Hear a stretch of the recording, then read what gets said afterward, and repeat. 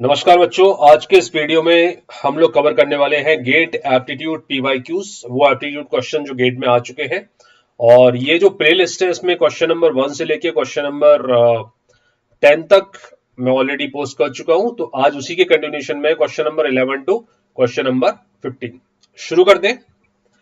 Question number 11 जो gate में आया हुआ है computer science engineering 2025 set number 1 में, A shop has four distinct flavors of ice creams. One can purchase any number of scoops of any flavor. The order in which scoops are purchased is uh, inconsequential.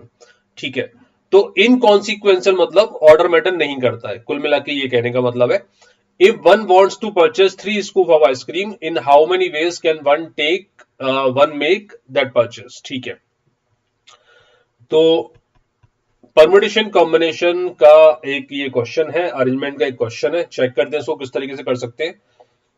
मैं मान लेता हूं 4 flavour है, 4 distinct flavour है ice cream के। Flavour A, flavour B, flavour C and flavour D. समझना, इसके दो मेथड मैं आपको बताऊंगा, है ना, बहुत इत्मीनान से इसको समझेंगे। तो 3 स्कूप मुझे लेनी है और किसी भी फ्लेवर की मैं कितनी भी स्कूप ले सकता हूं। तो पहला कंडीशन ये है, मैंने किसी भी एक फ्लेवर का 3 स्कूप लिया और बाकी फ्लेवर्स के 0 स्कूप ले लिए, राइट।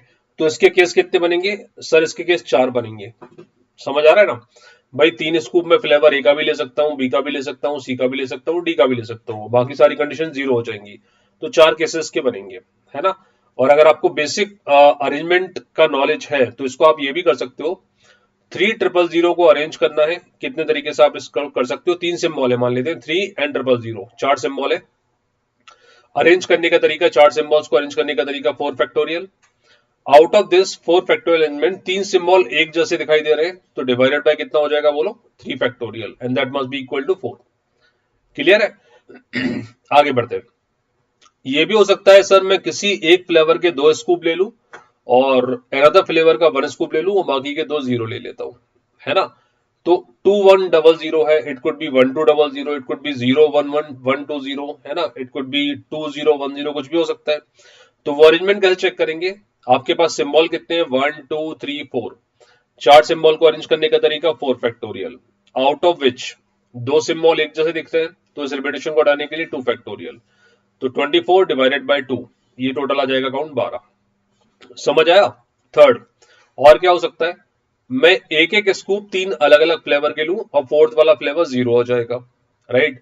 यहां पर टोटल नंबर ऑफ सिंबल्स कितने आपके? 4, तो 4 फैक्टोरियल डिवाइडेड बाय 3 सिंबल एक जैसे दिखाई दे रहे हैं, विच इज 111, तो डिवाइडेड बाय 3 फैक्टोरियल।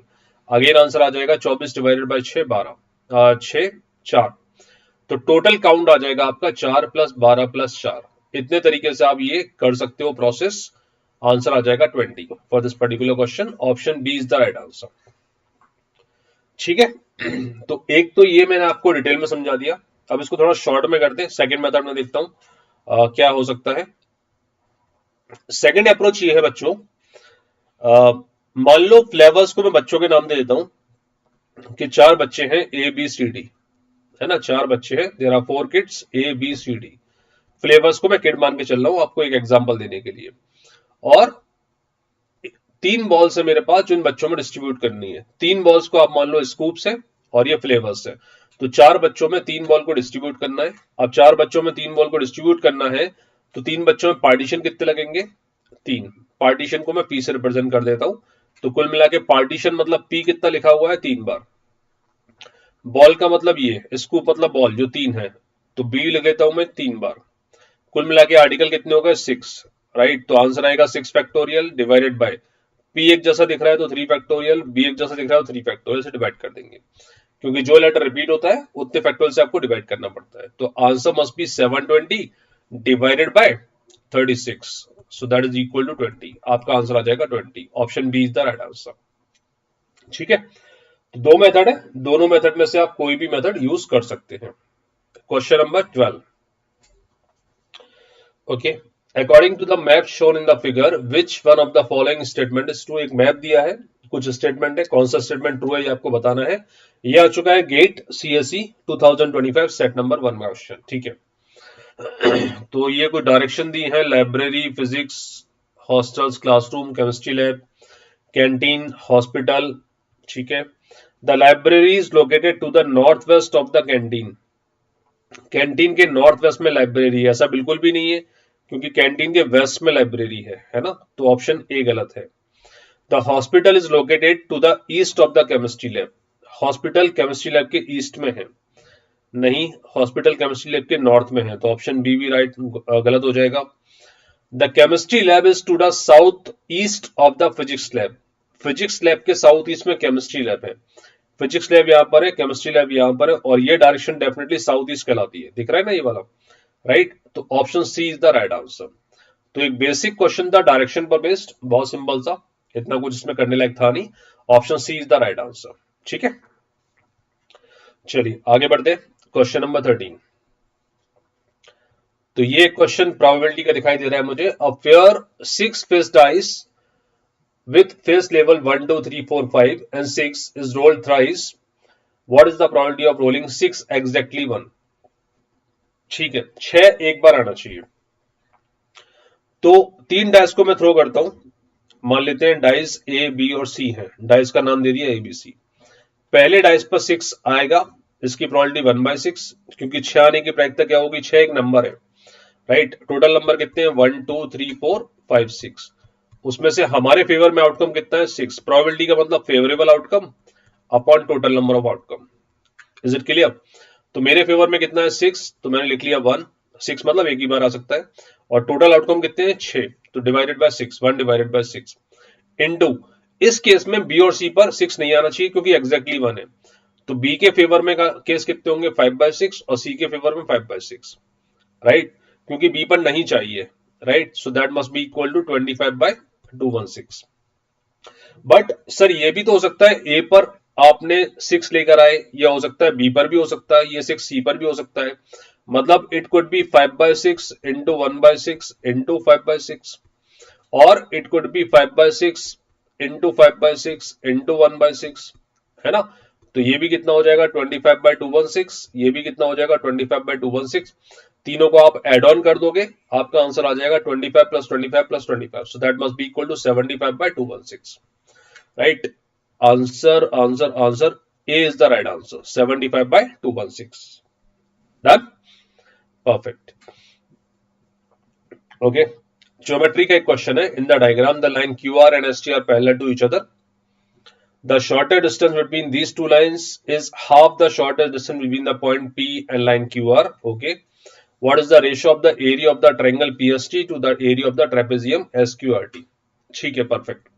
इसको थोड़ा सा मैं बड़ा सा ड्रॉ कर लेता हूं आपको समझाने के लिए।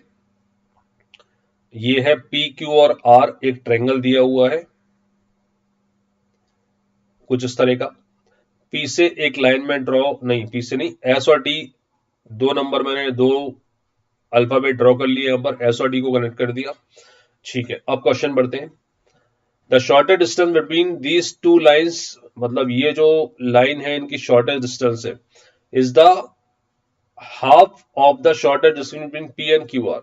पी से जो मैं क्यू आर पर डिस्टेंस लेता हूं उसका हाफ है। दैट मीन्स अगर पी और क्यू आर का डिस्टेंस, पी और क्यू आर का जो डिस्टेंस है बीच का वो x है, राइट, तो ये वाला जो डिस्टेंस है वो x/2 होगा। इसका मतलब सर ये वाला डिस्टेंस भी x/2 होगा।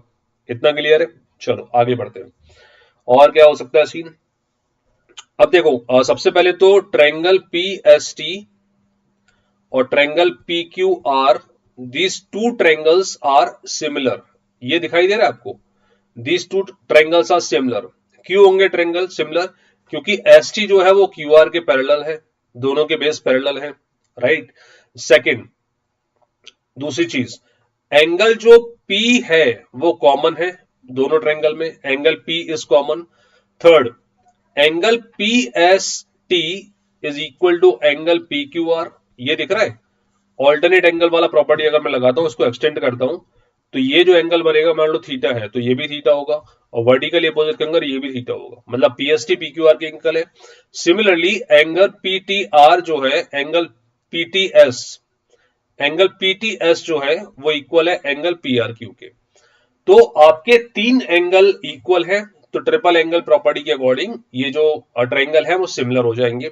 और सिमिलर ट्रायंगल में एक चीज होती है, अगर हाइट का रेशो 1/2 है, ट्रायंगल की हाइट का रेशो 1/2 है, तो उनके जो एरियाज है, एरिया 1 और एरिया 2, उनका रेशो 1/4 होता है, राइट। हाइट का रेशो 1/2 कैसे है? पी क्यू आर की हाइट है एक्स और पी एस टी की हाइट है x/2, तो रेशो 1/2 आ रहा है, मतलब एरिया का रेशो 1/4 आएगा। ठीक है, अब आगे बढ़ते हैं। इसने पूछा है कि आपका जो ट्रायंगल है पीएसटी, उसका ट्रेपेजियम एसक्यूआरटी से एरिया से क्या रेशो बनेगा। तो ट्रायंगल पीएसटी का रेशो बताना है trapezium S T Q R से। कहना है से ट्रायंगल पी क्यू आर में से मैं अगर ट्रायंगल पीएसटी माइनस कर दूं तो ट्रेपेजियम का रेशो निकल जाएगा, एरिया निकल जाएगा, राइट। चलो, ट्रायंगल पीएसटी का एरिया मान लेता हूं 1 यूनिट डिवाइडेड बाय, क्योंकि बड़े वाले ट्रायंगल का 4 यूनिट है ना, समझ आ रहा है ना, बड़े वाले ट्रायंगल का 4 यूनिट है, तो एरिया 1 जो पहले वाला ट्रायंगल है छोटा, उसका 1 यूनिट होगा, राइट। तो पी क्यू आर का एरिया है 4, पीएसटी का एरिया 1 पुट कर दिया, आंसर आ जाएगा 1/3, right. Option A is the right answer, 1/3 is the right answer. तो यहां पर क्या लग रहा है, सिमेट्रिक एंगल की प्रॉपर्टी लग रही है, ट्रायंगल सिमिलरिटी जो है वो यहां पर हमें यूज करना है, राइट। आगे बढ़ते हैं, क्वेश्चन नंबर 15। ओके, ये काफी लंबा चौड़ा सा क्वेश्चन दिखाई दे रहा है, गेट सीएससी 2025 सेट नंबर 1 का क्वेश्चन है। I put the brown paper in my pocket along with the chalks and possibly other things. ठीक है भाई, I suppose everyone must have reflected how primeval and how poetical are things that one carries in one's pocket. Okay, the pocket knife, for instance, the type of all human tools, the infant of the sword. Pocket knife को जो बोल रहा है वो infant of the sword बोल रहा है। Once I planned to write a book of poems entirely about the things in my pocket, but I found it would be too long, and the age of the great epics is past. Based only on the information provided in the above passage, which one of the following statement is true? ठीक है भाई, पहला है the author of the passage carries a mirror in his pocket, ऐसा कुछ दिया नहीं है, मिरर के बारे में कोई चर्चा नहीं की गई, तो इसको हटा देते हैं। The author of the passage had decided to write a poem on epics, write a poem on epics, ऐसा डिसाइड कर लिया है क्या इसने?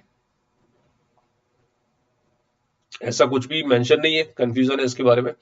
The pocket knife is described as the infant of the sword, हाँ ये दिया हुआ है कि भाई जो पॉकेट नाइफ होता है ना, जो चाकू होता है, वो तलवार का बच्चे का रूप होता है, इन्फेंट ऑफ द स्वॉर्ड, ये दिया हुआ है।